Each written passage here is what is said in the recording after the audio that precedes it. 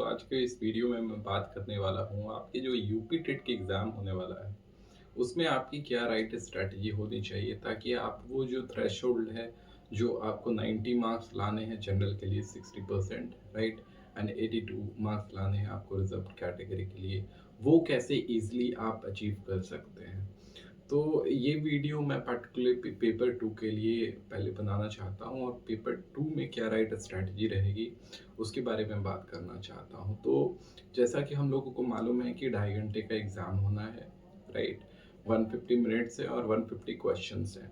अब 2.5 घंटे के एग्ज़ाम में आपको 150 क्वेश्चन डील करने हैं और अगर आप पेपर 2 का देखेंगे कि किस तरह से स्ट्रक्चर है, कितने क्वेश्चंस पूछे जाएँगे, तो आप ये पाएँगे कि वहाँ पे आपको लैंग्वेज जो है हिंदी, वो 30 मार्क्स का है, राइट? फिर जो सीडीपी है वो आपका 30 मार्क्स का है। इसके साथ-साथ सबसे इम्पोर्टेंट और की रोल जो मुझे लगता है यहाँ पे है, वो है आपका जो सब्जेक्ट है, वहाँ से आपके 60 मार्क्स के क्वेश्चन पूछे जाएँगे और उसके अलावा जो आपको बेसिकली लैंग्वेज चूज़ करने का ऑप्शन है, इंग्लिश, उर्दू और संस्कृत के बीच में।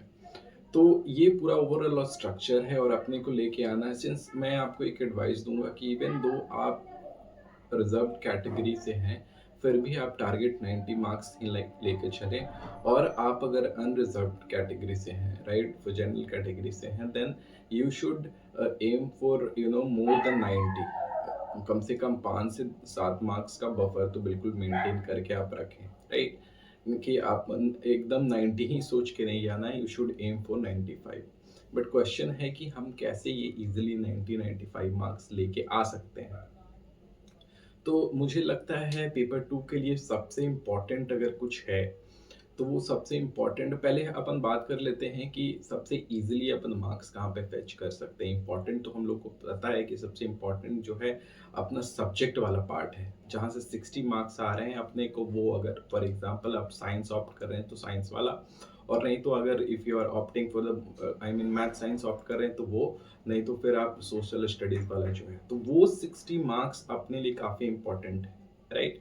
तो वो 60 मार्क्स अपने को लेके आना है, फॉर श्योर है कि वो 60 मार्क्स में, अब 60 में से 60 किसी को भी नहीं आएगा। और सबसे इम्पोर्टेंट है कि यूपी टेट के अंदर या कोई भी इन जनरल टेट के अंदर, राइट, इवन बिहार स्टेट के अंदर नेगेटिव मार्किंग नहीं होती है, बट नॉर्मलाइजेशन होता है, ठीक है? लेकिन नॉर्मलाइजेशन का ये नहीं है कि आप क्वेश्चन ही अटेम्प्ट कर, 150 क्वेश्चन दिया है, आप 100 क्वेश्चन अटेम्प्ट करके आओ। आप करके आ सकते हो, कई लोग करते भी होंगे जिनका 100% स्ट्राइक रेट रहता होगा, जो कि प्रैक्टिकली पॉसिबल नहीं है। सो ये 60 मार्क्स के अंदर एग्जाम्पल के तौर पे अगर आप मैथ साइंस के हैं, राइट, तो ये 60 मार्क्स के अंदर अगर फॉर एग्जाम्पल फिजिक्स है, तो फिजिक्स के अंदर अपने को लाइट, साउंड, ये टॉपिक्स आइडेंटिफाई करने हैं और प्रीवियस ईयर पेपर देख के अपने को ये मालूम पड़ेगा। तो हम लोग को उस वे में प्रिपेयर करना है कि इस 65 मार्क्स में अपने को इजीली 40-45 मार्क्स आ जाए, सिंस नेगेटिव नहीं है तो आपको आ जाएगा, राइट? 40-45 मार्क्स। दूसरा, अगर आप बात करें तो जैसा मैंने बोला सीडीपी, तो सीडीपी जो है अपने को 30 मार्क्स के आ रहे हैं सीडीपी, राइट? तो उस 30 मार्क्स के सीडीपी के अंदर, और सीडीपी आपको बाद में भी यूज आएगा, इवन दो आप कोई और भी एग्जाम देते हैं उस केस में भी आपको काफी यूज पड़ेगा। तो आप उस केस में उस 30 मार्क्स को काफी अच्छा से प्रैक्टिस करिए और उस 30 मार्क्स में टारगेट करिए कि आप, क्योंकि यहाँ पे आपको बेसिकली वही थ्योरीज, इंक्लूसिव एजुकेशन, राइट, और ये सारी चीज़ें आपको देखने को मिलेंगी। तो आप अगर पीवाईक्यू को प्रैक्टिस करके जाएँगे और कुछ एडिशनल क्वेश्चंस लगा लेंगे, तो मुझे पूरा भरोसा है, राइट, कि आप उसमें 25 के आसपास आ सकता है। 20-25 के बीच में आप टारगेट करें। तो अगर आप 45 ले आ रहे हैं अपने जो सब्जेक्ट वाला पोर्शन है, राइट, 60 में अगर 45 वहाँ से स्कोर कर रहे हैं, तो अब अपने को अनदर 45 और 50 मार्क्स लाने हैं। This 50 marks, for this 50 marks, पहला तो आप सीडीपी को अच्छे से करके जाएँ, कवर करके जाएँ। वहाँ से आप कोशिश करिए कि 20 में 25 में से 20 से 25 मार्क्स वहाँ से ले आएँ। तो अगर एग्ज़ाम्पल के तौर पे अपन 20 पे लाएँ और 45 अपन लेके आते हैं सब्जेक्ट वाले पार्ट में, राइट? तो अपना स्कोर 65 पे पहुँच रहा है, but still we are lagging, हमको 90 के ऊपर जाना है।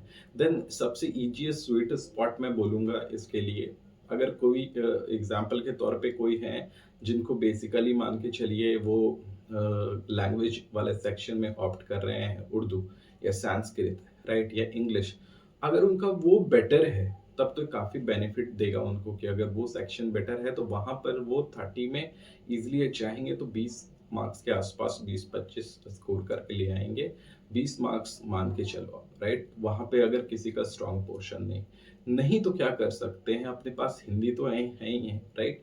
एंड सिंस यूपी का एग्ज़ाम है, तो हिंदी स्पीकिंग लोग भी हैं, और ज़्यादा टारगेट ना करके इसमें भी फ्लैट अगर 20 मार्क्स टारगेट करें, देन स्टिल आपका 45 सब्जेक्ट वाला, राइट? देन आपका सीडीपी से 20 marks and 20 marks from here, so we are reaching around 85 marks. तो रिजर्व वाले हैं तो हो जाएगा, अपना रिजर्व कैटेगरी से हैं तो अपन वी कैन अफोर्ड कि इतने में हो जाएगा, बट स्टिल स्टिल, राइट, कि हमको ये 45 है, मतलब अपना यहाँ तक रीच हो रहा है 85 तक, फिर भी अपने को ये नहीं करना है। सो हम लोग को 90 के ऊपर जाना है। कैसे करेंगे फिर? तो अपने को हिंदी के अंदर 20 मार्क्स लेके आना है। तो अगर if we are getting Hindi के अंदर 20 मार्क्स, तो हमारा ओवरऑल स्कोर 80 के ऊपर रहेगा। अगर अपनी स्ट्राइक कुछ खराब भी रही, फिर भी हम लोग सेफ रहेंगे कि अपना स्कोर 90 के ऊपर आएगा। स्ट्राइक खराब रहने का मतलब ये नहीं होना चाहिए कि आप आफ्टर अटेम्प्टिंग 60 क्वेश्चन हम 45 पे रीच ना हो रहे हों, 30 क्वेश्चन अटेम्प्ट करने के बाद 20 पे रीच नहीं हो, तो इतना भी नहीं होना चाहिए कि we are landing on 15 marks and 10 marks, तो वो चीज़ नहीं होनी चाहिए। वो आप मेक श्योर करेंगे कि आप पहले उस पोर्शन को कवर करिए, पीवाईक्यू में देखिए कौन से पोर्शन आ रहे हैं, जैसे मैंने आपको एग्जांपल के तौर पे दिया है, बताया है, राइट? लैंग्वेज सेक्शन में वैसा ही है, पैसेजेस हैं हिंदी में आपको जो है, राइट? तो वो सारी चीज़ें देखिए, खास करके व्याकरण हिंदी के अंदर, राइट? इंग्लिश में आपके जाएँगे तो पैसेज है, फिर आपका वर्ब से क्वेश्चन पूछा जाएगा, टेंसेस हैं, राइट?